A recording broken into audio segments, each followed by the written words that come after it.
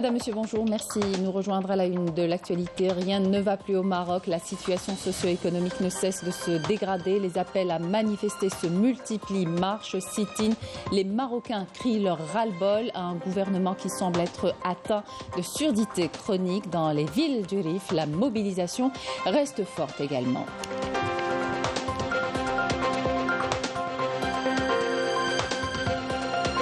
L'actualité nationale, les travaux d'extension du métro d'Alger, un important projet au niveau de la capitale. On s'intéresse justement à la fabrication de béton dans l'usine Cosider de la commune de Ain Oussara, où des milliers de tonnes de biblocs et monoblocs sont produits, utilisés dans la réalisation de grosses œuvres, notamment le rail. On parlera de tennis dans ce journal avec le portrait de Inès Hibou, déjà auréole de plusieurs consécrations internationales. La tenniswoman prendra part au JM d'Oran et semble optimiste quant à sa participation.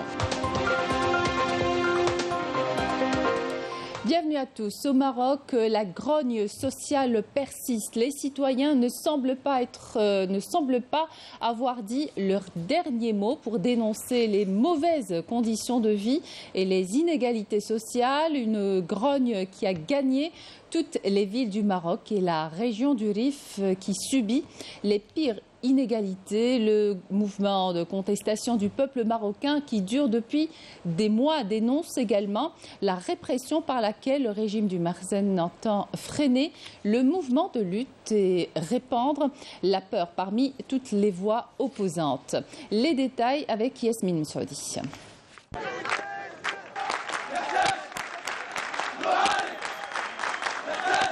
Rien ne va plus au Maroc, la situation socio-économique ne cesse de se dégrader.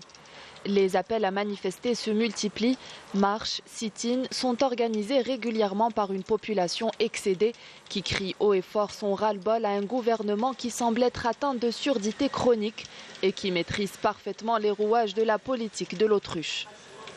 Dans les villes du Rif, la mobilisation reste forte.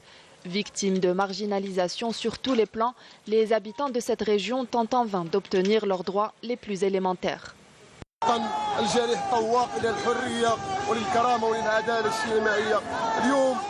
كنشاهدوا جرائم كتمارس على حق ابناء الشعب المغربي اللي خرج وانتفض ضد الحقره والتهميش وطالب بمطالبيه عادله ومشروعه.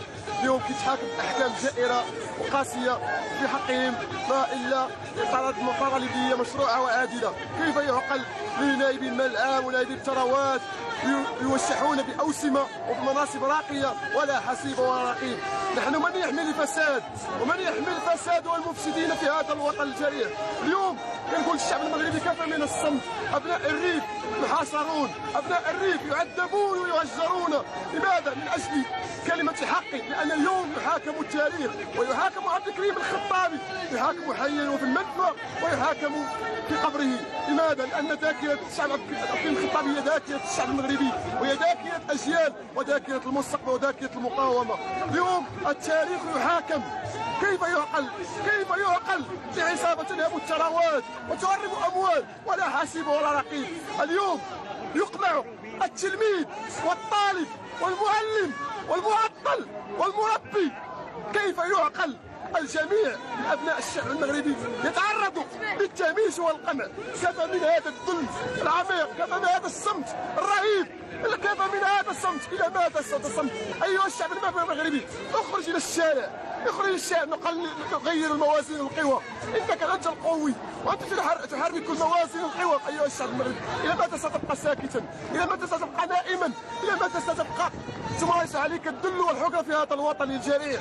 إلى متى ستبقى حفنة من الخونة، أبناء الاستعمار وعملاء الاستعمار ووكلاء الاستعمار يحكمون البلاد طولا وعرضا وينهبون الثروات في البلاد؟ باش نعيشوا في بلادنا عطاوها على البراني، عطاوها اللي لاباس عليهم وحنا الدرا واش نموتوا؟ واش واحد لاباس عليه عاطين الميزانيه ديال الماكله ديال الناس؟ الزيت مشيت ناخذ نص ليطر لقيتو زادوا فيه عاوتاني 2 دراهم.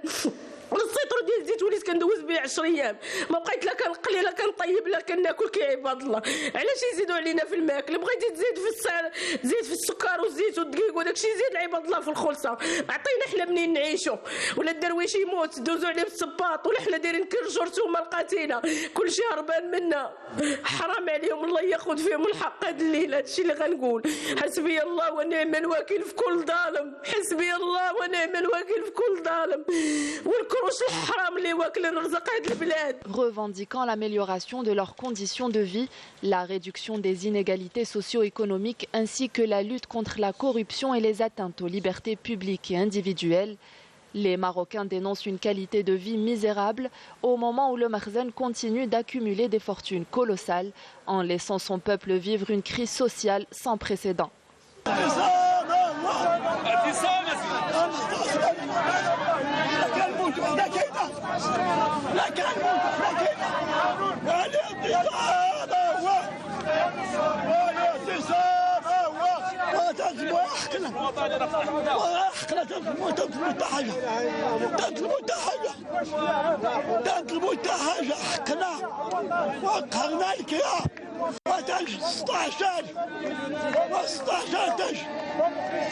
ومحتاصني واخذونا وادبحونا واسلخونا ويجيبوا لي صوص حقونا يجيبوا لي صوص حقونا الاعتصاد الاعتصاد ما تنسبوا حقنا ما تنسبوا احنا راح مكرفسين اضعوا ولادنا وضعنا وضعوا ولادنا عباد الله والاعتصام وضعنا وضعوا ولادنا الاعتصام الاعتصام الاعتصام الاعتصام الاعتصام الاعتصام. اخويا انا ضايع ولادي ما عندي باش نقريهم ما عندي باش نشري الطحين ما عندي باش نخلص الكرا ما عندي باش نشري العيد ما عندي حتى شي حاجه. Une situation critique qui a poussé le Front social marocain à appeler à une participation massive à une marche populaire nationale. Un appel qui fait face à un régime répressif qui tente par tous les moyens de dissuader la population de manifester.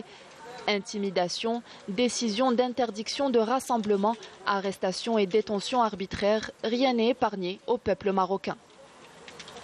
Un sit-in de protestation est d'ailleurs prévu aujourd'hui à Casablanca, comme prélude aux manifestations massives qui seront organisées prochainement.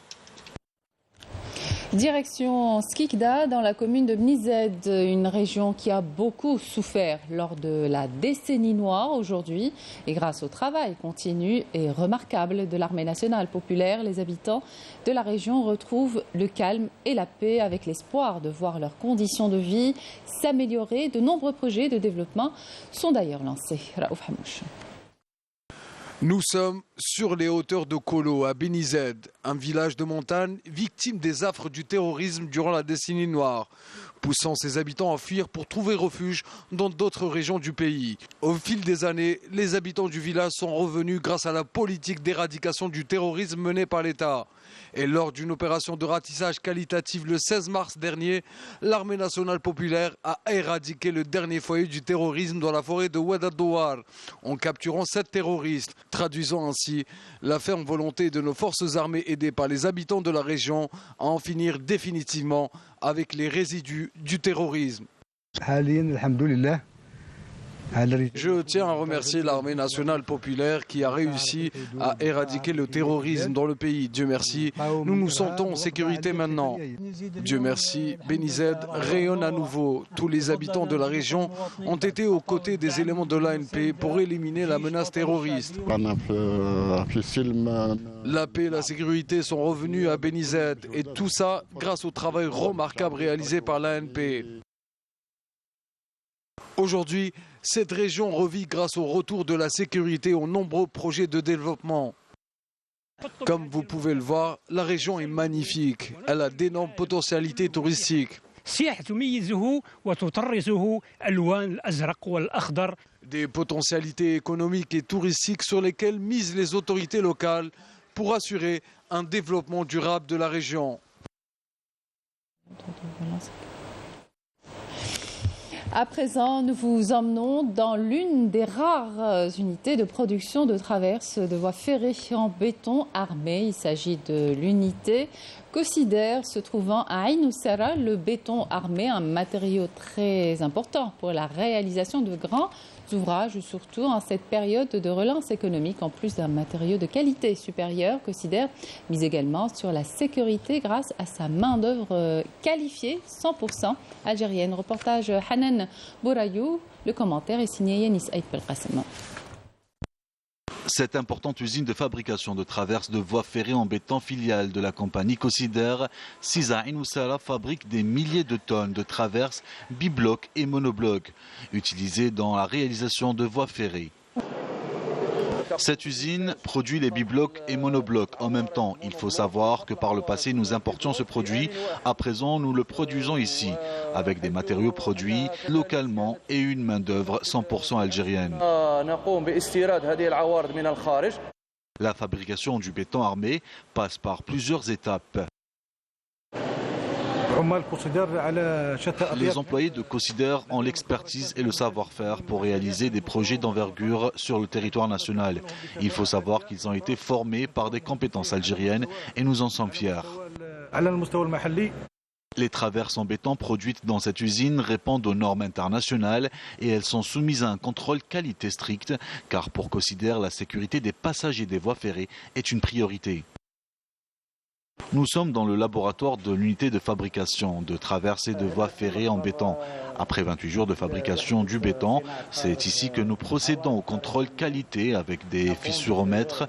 Nous mesurons l'évolution des fissures pour s'assurer de la qualité du béton ainsi que la sécurité des voies ferrées.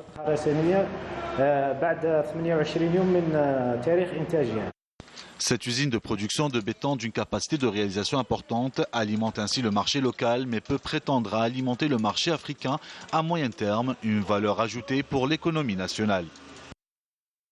Je vous le disais en titre, l'extension du métro d'Alger, un important projet au niveau de la capitale confié à l'entreprise nationale Cosider qui emploie une main-d'œuvre 100% algérienne.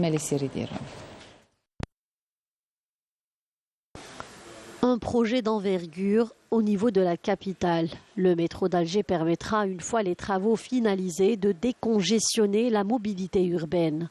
Les travaux d'extension ont été confiés au groupe Cosider, leader en la matière. Il faut souligner que ce projet est réalisé par une main-d'œuvre 100% algérienne. Il est attribué à l'entreprise nationale Cosider. Grâce à ce projet, nous allons sur le long terme atteindre un réseau de métro de 60 km avec 58 stations. Il y a une réelle volonté politique pour le développement de ces moyens de transport modernes au niveau des grandes villes et dans la capitale.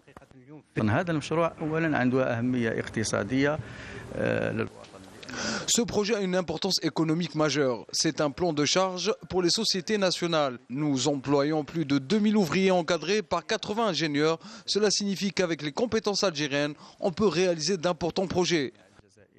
Les travaux d'extension sont toujours en cours. Sur le terrain, ingénieurs, techniciens et ouvriers travaillent à une cadence soutenue pour relever le défi auquel ils sont confrontés.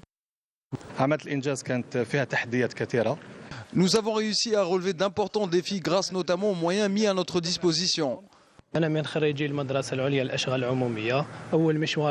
Je suis diplômé de l'École nationale supérieure des travaux publics. J'ai commencé mon parcours avec la société Cosider. Je suis fier de participer à ce projet. Cette nouvelle ligne de métro est composée de 9 stations.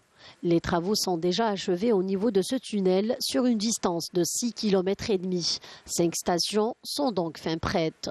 هذه الآلة تحفر دير l'excavation تحفر au même temps دير les revêtements définitifs le béton définitif.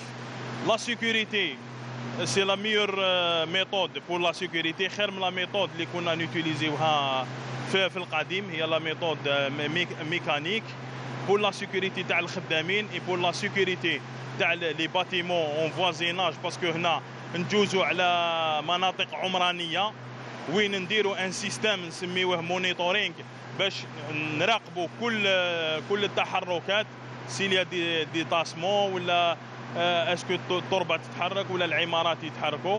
Le métro demeure un moyen de transport qui revêt une importance stratégique pour un essor économique et social.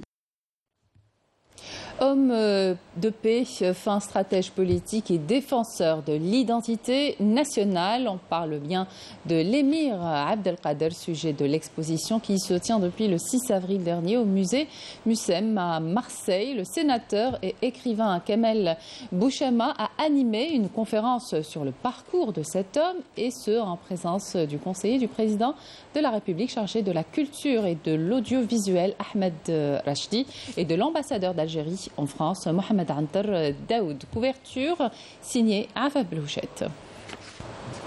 C'est un regard complémentaire et un exposé étayé par les archives algériennes que Kamel Bouchama a présenté hier au public du Mucem sur la vie, le combat, la spiritualité et la tolérance de l'émir Abdelkader, auquel le musée consacre une importante exposition. Didactique, le conférencier avait mis l'accent sur l'importance de la transmission de l'histoire de ce grand homme.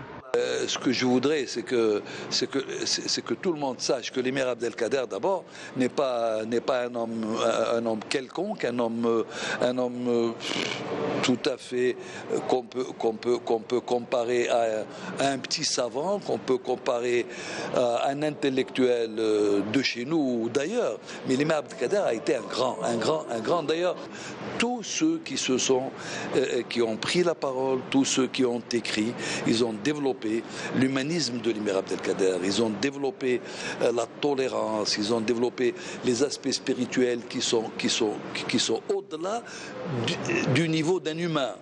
Une conférence-débat qui s'inscrit dans une journée consacrée à la mémoire à destination des deux publics, français et franco-algériens. C'est un événement qui a le mérite de se dérouler à Marseille, dans une ville méditerranéenne. Et il se déroule à la veille de deux événements importants. Le premier, ce sont les Jeux méditerranéens d'Oran qui débuteront dans un peu plus de 3 semaines. Et puis, il y a aussi le 60e anniversaire de l'indépendance qui arrive à point nommé pour parler d'un homme qui est le plus illustre des Algériens, à savoir l'émir Abdelkader ibn Mahiddin.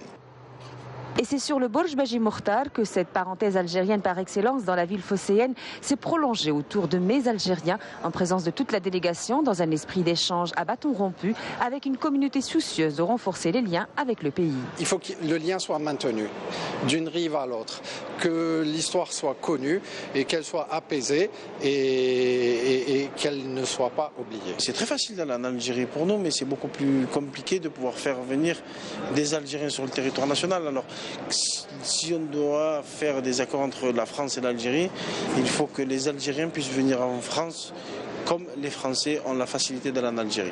C'est magique ce qui est fait en Algérie. Je veux être positif. Parce qu'être négatif, c'est facile pour tout le monde. Mais je veux voir ce qui est fait positivement.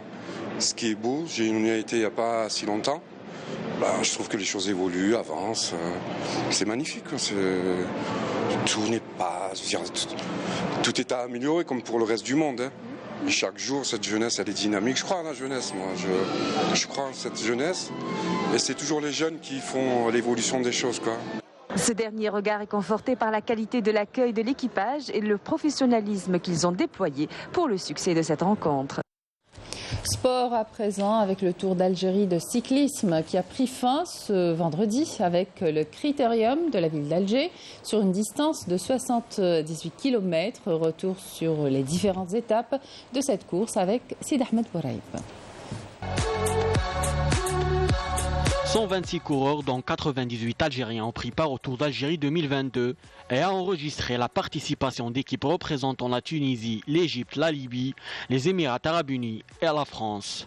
Tout a commencé le vendredi 20 mai avec le Grand Prix d'Alger. Asdin Agab du Mouloudia d'Alger s'impose sur un circuit fermé de 100 km entre les Anasser et le Madaniya en 2h48 minutes 44 secondes. Le lendemain, direction la ville des Roses avec un contre-la-montre entre Chifa et Blida. Un circuit de 7 km où Mohamed Amin Nahari de la sélection Espoir termine en premier avec un temps de 12 minutes et 17 secondes. ماناش قاعدين نعبروا في الفرحه هذه والله مانا قاعدين شفا عمرها لا صارت تلعب والحمد لله. Dimanche, c'est sous une chaleur suffocante que les coureurs ont pris le départ de la deuxième manche. Une course entre Blida et Chlef sur 150 km. Hamza Yassine de Dubai Police remporte la manche en 3h42 minutes et 54 secondes. Après 2 étapes, le maillot jaune est pour Hamza Mansouri. في حياتي كان من ستارت احنا يشابي من ستارت وواحد بزاف يشابي كان فيه بزاف سخانه. La troisième étape est de 129 km et relie Chlef à Mostaganem. Le peloton passera par de somptueux paysages. Abdullah Ben Youssef de la sélection centre franchit la ligne d'arrivée en premier en 3h38 minutes et 38 secondes. À l'issue de cette étape, Hamza Ammari du Mouloudia d'Alger récupère le maillot jaune et le maillot blanc, celui de meilleur espoir.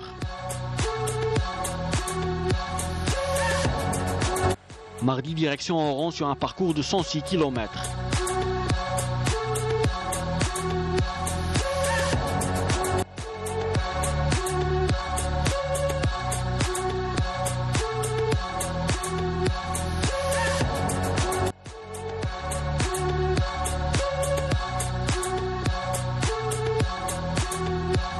Hamza Mansouri de l'équipe nationale militaire remporte l'étape en 2h40 minutes 12 secondes.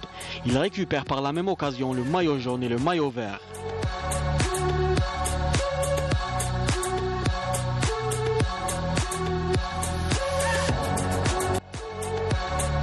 Le lendemain, les cyclistes cessaient sur le parcours qui sera utilisé lors des Jeux méditerranéens.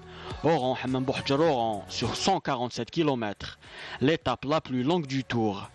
Hamza Yassine de Dubai Police remporte la manche au sprint final en 3h29 minutes 31 secondes. Hamza Mansouri garde son maillot jaune et met une main sur le titre. L'étape finale étant sa spécialité, le contre-la-montre. Et comme attendu, il remporte l'épreuve en parcourant les 25 km du circuit en 39 minutes 23 secondes et remporte le Tour d'Algérie 2022.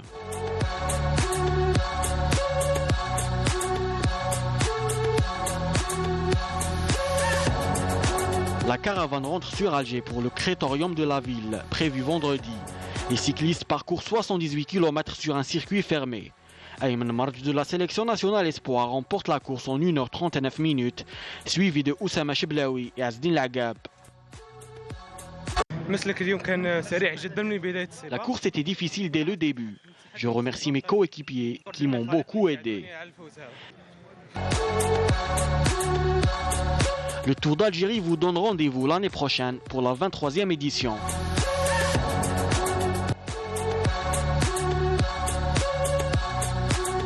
On change de discipline du tennis, cette fois avec la participation prévue de Inès Ibou aux Jeux méditerranéens, même si la tenniswoman a abandonné en finale du deuxième tournoi ITF pour des raisons de santé. Elle reste optimiste pour les JM d'Oran. Son portrait avec Sarah Derbella. À 14 ans, elle était numéro 1 mondial de sa catégorie. 569e du classement au meilleur de sa carrière, Inès Ibou navigue aujourd'hui autour de la 800e place. À seulement 23 ans, cette jeune pépite affiche une grande détermination. Mon meilleur classement en junior, c'était 23e mondial. Et en WTA, 569. Ça a été mon meilleur classement. Aujourd'hui, je suis 750, quelque chose comme ça, à cause de ma blessure de l'année passée où je suis redescendu un peu au classement. Mais ça, c'est rien. Si je joue bien, si je fais des bons tournois, si j'ai des bons résultats, je vais monter très vite, Inch'Allah. C'est l'objectif. S'il y en a un qui croit en elle, c'est bien Hassan Guedioura, son manager, qui change de casquette quand la situation oblige. Entre eux, une vraie complicité.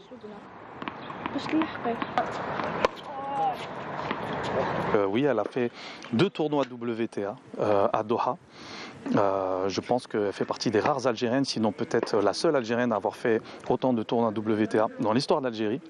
Et j'ai dû m'improviser coach. Mais comme on a tissé une relation particulière, parce qu'elle revient d'une situation un peu difficile au niveau sportif, donc vous savez que coach, c'est aussi l'aspect mental. Donc voilà, je prends aussi en charge ces aspects-là. Et pour un joueur de tennis, le mental est fondamental. J'essaierai de faire le maximum pour gagner cette compétition qui m'est chère. Surtout qu'elle est ici à Oran. Et jouer devant le peuple algérien, c'est extraordinaire. Elle poursuit son parcours vers un plus haut niveau et ne cache pas ses ambitions. Je compte d'ici peut-être 2-3 ans, Inch'Allah, si bien sûr pas de blessures, avec beaucoup de moyens aussi, de rentrer dans le top 100 et de participer au Grand Chelem et pourquoi pas de rêver de gagner un Grand Chelem, Inch'Allah. La numéro 1 algérienne ne se fixe aucune limite. Et pourquoi pas un jour, grâce à son travail et son revers à deux mains, retrouve les premières places. Et c'est la fin de cette édition. Merci de votre attention. Tout de suite, les prévisions météo avec Friel Chir. Excellente suite de programme sur Canal Algérie.